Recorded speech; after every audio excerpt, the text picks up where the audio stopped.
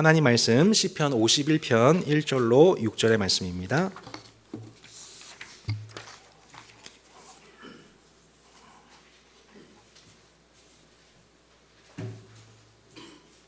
시편 51편 1절로 6절 한 절씩 교독하고 마지막 절을 합독하겠습니다. 하나님이여, 주의 인자를 따라 내게 은혜를 베푸시며 주의 많은 긍휼을 따라 내 죄악을 지워소서. 나의 죄악을 말갛게 씻으시며 나의 죄를 깨끗이 제하소서. 물은 나는 내 죄가를 나오니 내 죄가 항상 내 앞에 있나이다. 내가 주께만 범죄하여 주의 목전에 악을 행하였사오니 주께서 말씀하실 때에 의로우시다 하고 주께서 심판하실 때에 순전하시다 하리이다. 5절까지 보겠습니다. 내가 죄악 중에서 출생하였으며 어머니가 죄 중에서 나를 잉태하였나이다. 아멘.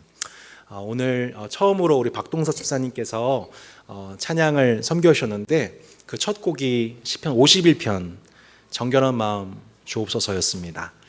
시편 말씀을 강의하고자 마음에 뜻이 있었는데 찬양 선곡에 따라서 시편 51편을 저도 묵상하게 되었고 앞으로 몇 차례에 걸쳐서 나누어서 시편 51편을 함께 강해토록 하겠습니다. 시편 51편은 여러분 너무 잘 아시죠? 모르세요? 표제어가 다윗이 밧세바와 동침한 후 선지자 나단이 그에게 왔을 때 찬송한 회개 시편입니다. 여러분, 성경 최초의 범죄는 창세기 3장에 선악과를 먹지 말라는 말씀에 대한 불순종, 곧 하나님 나라와 율법에 대한 반역이었죠. 네, 전도 설교할까요? 네. 이후에 범죄한 인간이 인간에 대해 범죄한 최초의 사건이 창세기 4장 가인이 형제 아벨을 피 흘리게 한 살인사건이었죠. 가인은 하나님께 의의 제사를 드리고 있는 무죄한 아벨을 살인하여 피를 흘리게 합니다. 창세기 3장 곧 하나님에 대한 반역이 먼저요. 그 반역의 결과로서 대인적, 대사회적, 도덕적인 범죄들이 나타나게 되더라는 것입니다. 표제에서 보듯 다윗은 밧세바 이웃의 아내와 간통하는 죄를 범합니다.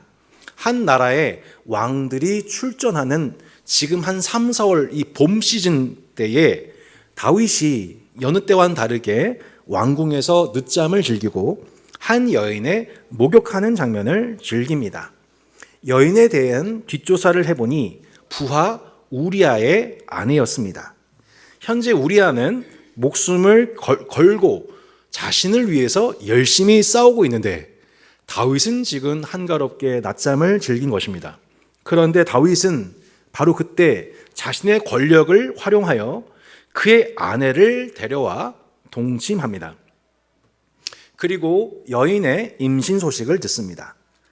다윗은 진실을 덮기 위해 우리아를 전쟁 중에서 불러내고 그로 하여금 아내가 있는 집으로 들어갈 것을 제안하죠.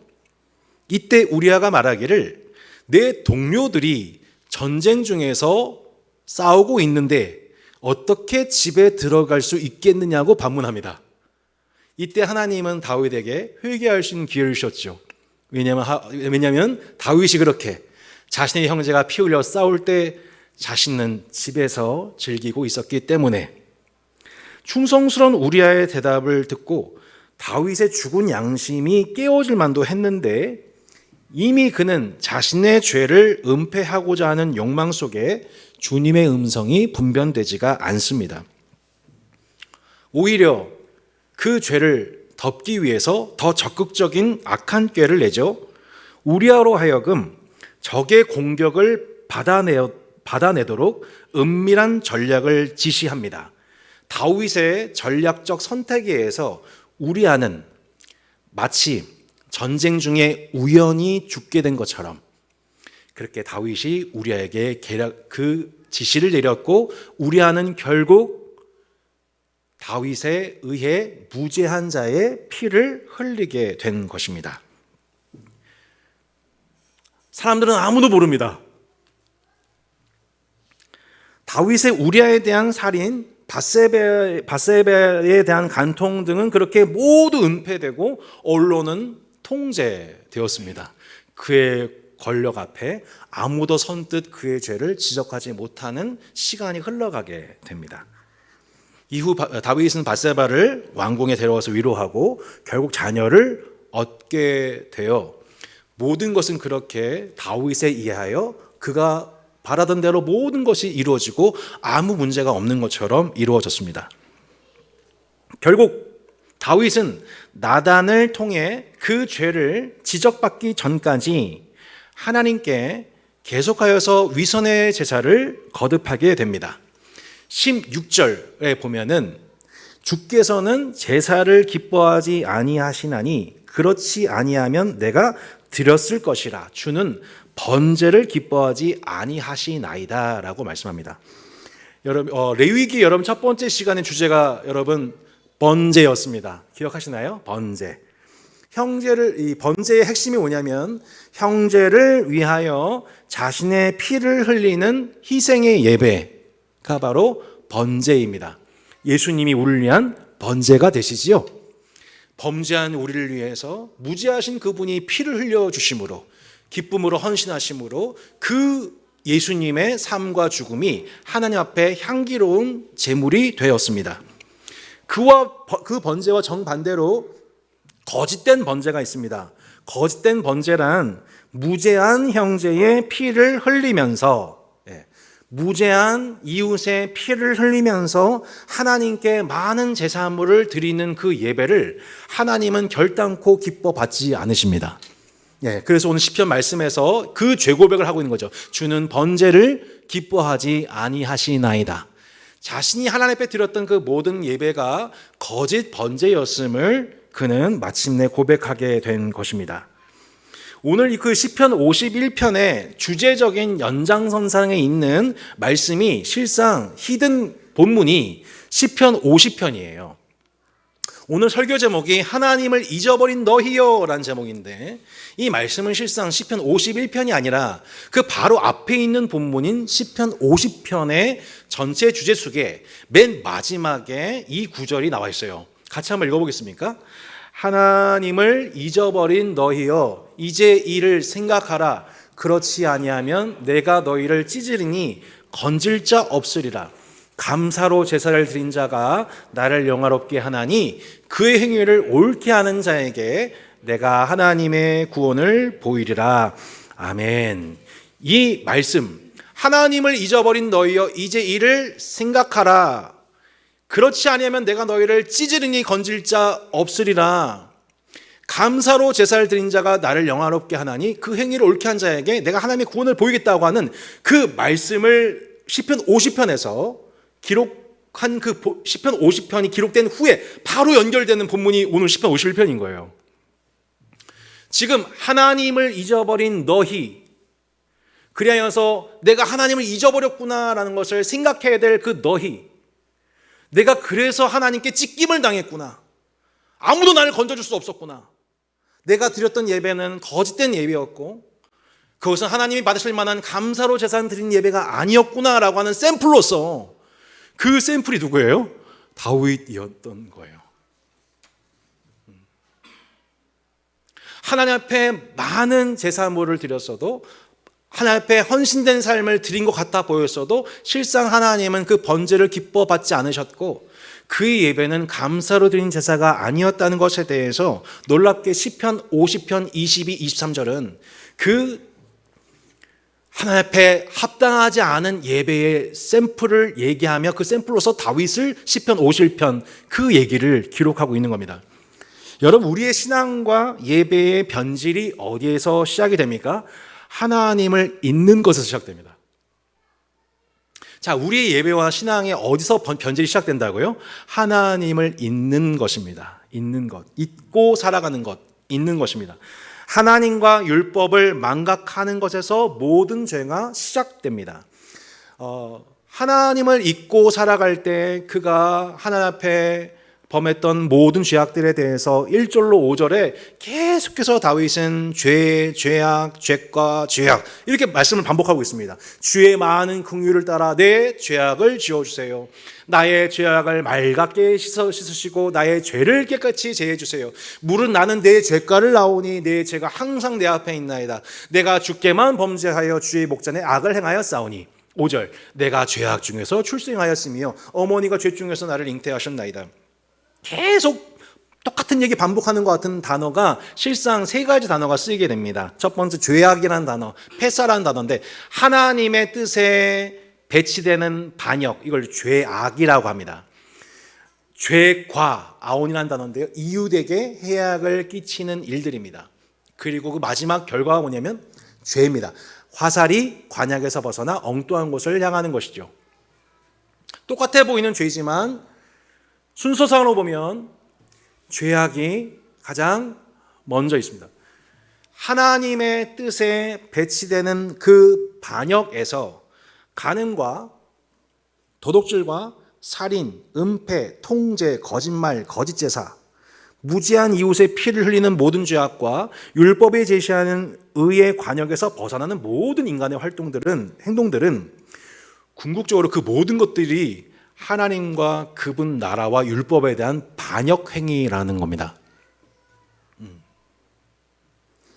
우리가 순간 하나님을 잊고 화살이 관역에서 벗어나 엉뚱한 곳을 우리의 생각과 마음과 우리의 정서나 우리의 손과 발이 행하여 결과적으로 이웃에게 해악을 끼치는 그 모든 일들의 뿌리는 뭐냐면 바로 하나님의 뜻에 배치되는 반역, 하나님 나라의 반역에서 시작된다는 것입니다.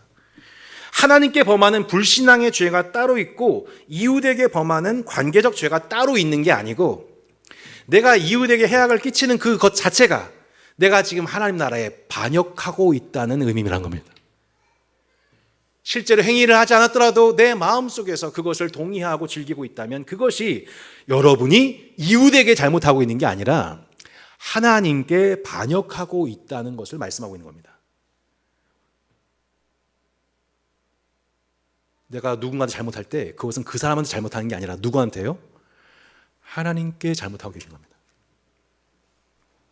그분의 나라와 그분의 율법에 반역하고 있는 행위다라고 성경 우리에게 얘기하고 있는 겁니다. 그래서 요셉이 고백하기를 이렇게 고백한 겁니다.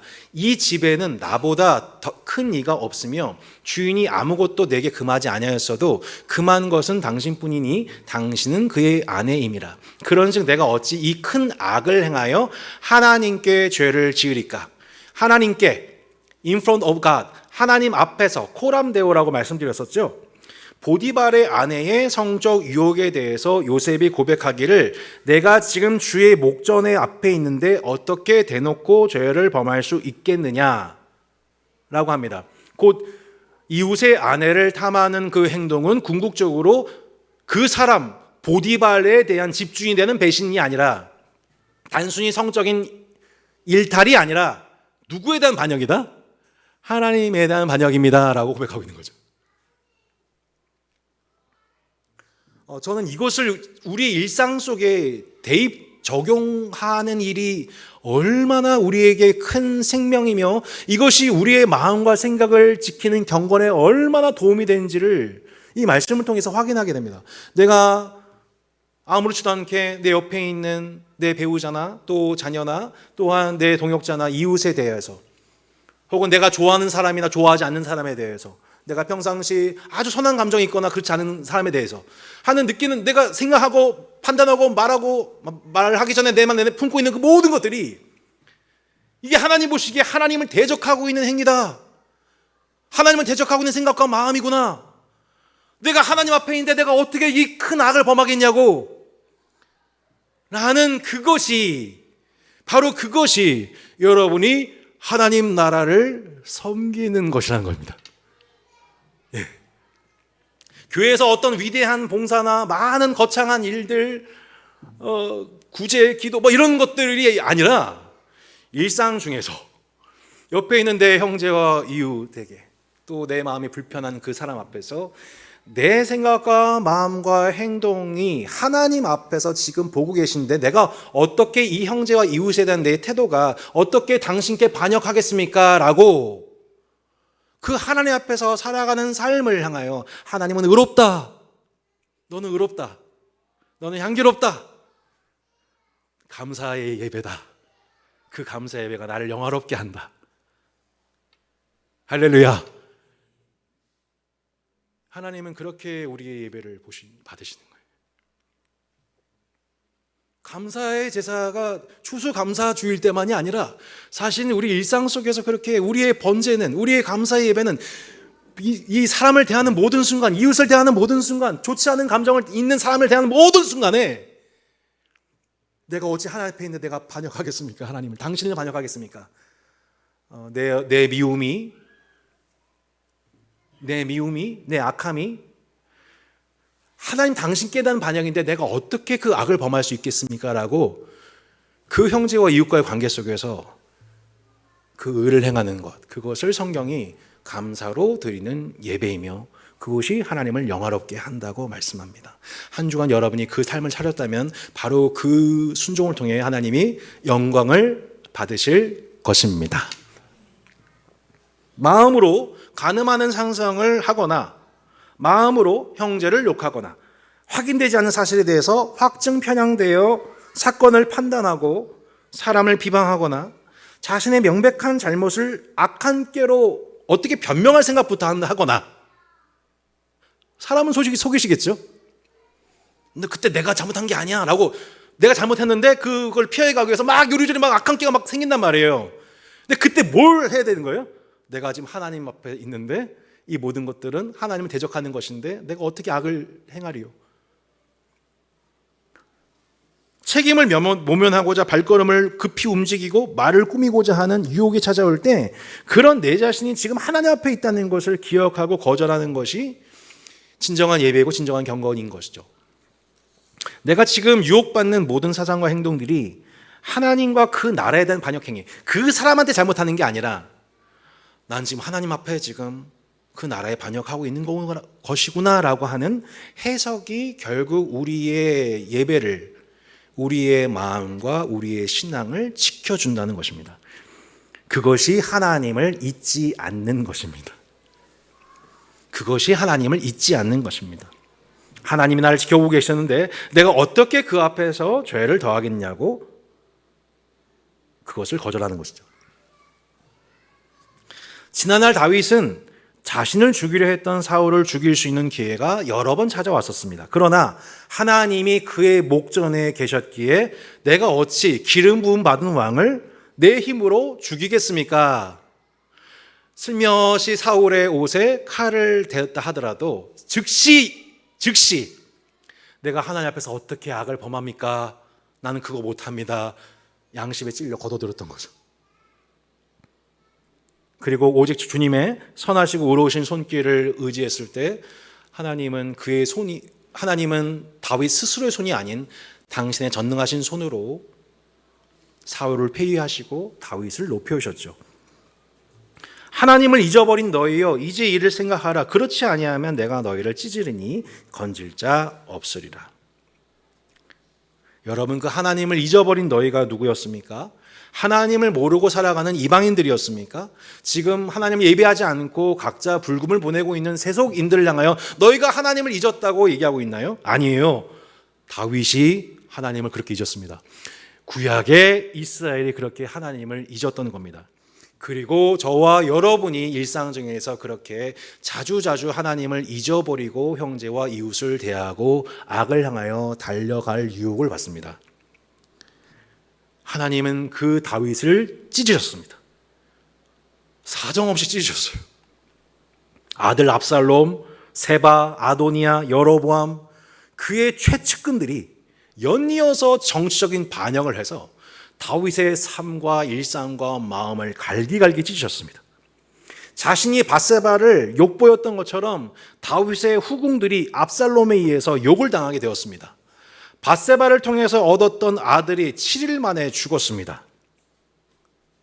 하나님 너무 잔인한 거 아니신가요?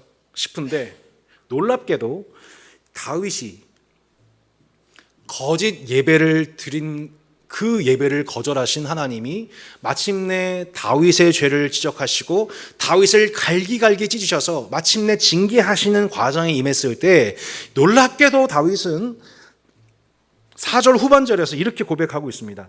주께서 말씀하실 때에 의로우시다 하고 주께서 심판하실 때에 순전하시다 하리다. 여러분, 이게 무슨 말씀이에요? 나단을 통해 들려진 비유 설교의 말씀에 들렸을 때에 그리고 바로 그 비유 설교 말씀하는 그 죄인이 나라는 것이 깨달아졌었을 때에, 그리고 침상에서 눈물을 흘리며 회개할 때에 다윗은 마침내 고백하게 됩니다. 하나님은 의로우시다. 인정하게 됩니다.